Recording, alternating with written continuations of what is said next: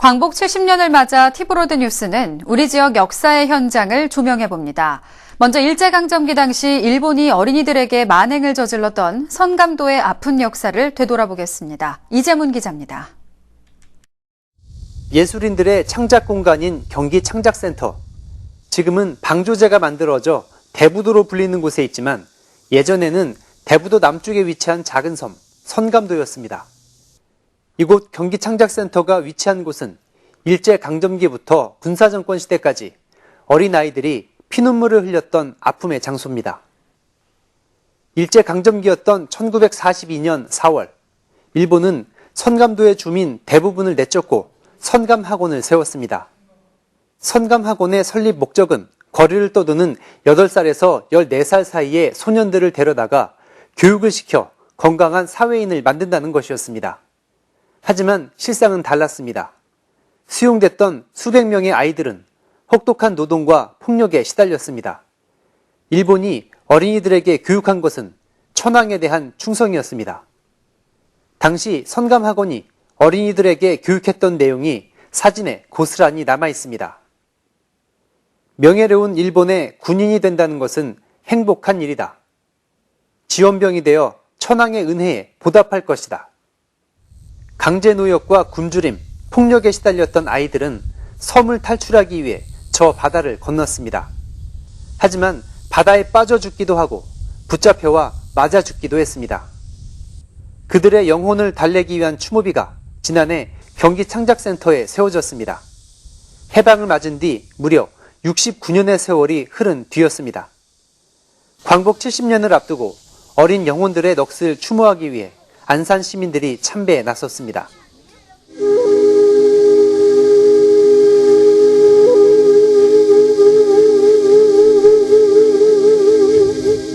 그리고 낮에는 또 원가 원생들한테 옷을 입힐 때 이 선녀 선자 써가지고 어디를 가든 그 옷을 통해서 선감학원 원생임을 드러나게끔 해가지고 이 섬을 벗어나지 못하도록 했던 그런 현장이기도 합니다. 더 큰 문제는 일본이 패망한 뒤에도 선감학원이 계속해서 운영됐다는 것. 해방은 됐지만 청산하지 못한 과거는 이승만 정권으로 하여금 선감학원을 계속 운영하게 하는 단초를 제공했습니다. 여기에다 한국전쟁이 발발하면서 미군은 전쟁고아를 보호한다는 목적으로 선감학원을 적극 지원하게 됩니다. 특히 뭐 전쟁고아들 데려다가 열심히 여기서 먹여주고 공부시켜주고 그래서 사회로 내보낸다 이런 미명하에 미군으로부터 지원을 받습니다. 그래서 여기다 새로운 막사를 짓고. 그러나 선감학원의 운영 실태는 일제강점기나 해방 이후에나 변함이 없었습니다. 부모 잃은 고아를 데려다 보호한다는 목적과 달리 굶주린 거리의 아이들은 보이는 대로 데려와 수용했습니다. 부모가 있는 아이들이 대부분이었다는 증언이 있고 이들의 삶은 되돌릴 수 없을 만큼 망가져 버렸습니다.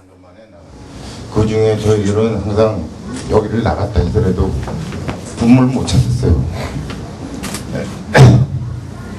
그리고 뭐 나중에 보족을 맹길 때도 여기 자체에서 맹긴 사람도 있고 또 스스로 맹긴 사람도 있고 그러다 보니까 또 부모를 또 찾았어요. 이미 보족이 틀린 거 아니에요? 지난 1982년 선감학원은 40년 만에 문을 닫았습니다. 폐원과 함께 당시 수용돼 있던 마지막 아이들은 부모를 찾지 못하고 뿔뿔이 흩어져야 했습니다. 그 애들은 선생들이랑 같이 대부 몇 대를 타고 인천 연안부대에 가서 그 보육원 있는 분들하고 같이 사인을 맡아서 어디를 몇 명, 어디를 몇 명 이렇게 보냈습니다. 일제강점기부터 군사정권 시절까지 선감학원에서 숨을 거둔 어린이들은 근처 야산에 아무렇게나 묻혔습니다. 흔적이 확인된 봉분만 수십 개. 얼마나 많은 아이들이 잠들어 있는지 파악조차 되지 않았습니다. 굶어 죽고 맞아 죽은 어린 영혼들은 관리되지 않은 야산에서 죽어서도 나무의 밥이 되고 말았습니다. 비참했던 역사적 사건, 이것은 구체적인 진상규명을 하자는 거죠. 그냥 덮어만 두면 절대 이루지 못합니다. 이러한 일은 다시 일어날 수도 있는 거죠. 일제의 침략사와 우리 현대사의 그림자가 그대로 남아있는 역사의 현장. 선감학원의 진상을 규명하고 현장을 보존하자는 움직임이 시작됐습니다. 선감도에서 강제 노역에 시달려야 했던 우리의 어린이들이 실제 2차 세계대전에 전쟁터로 보내졌는지는 확인되지 않고 있습니다. 하지만 당시 일본의 신문은 선감학원에서 교육한 어린이들을 탄광으로 보냈다는 보도를 합니다.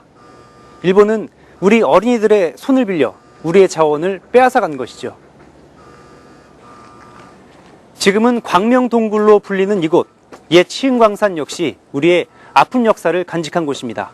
계속해서 조윤주 기자가 보도합니다.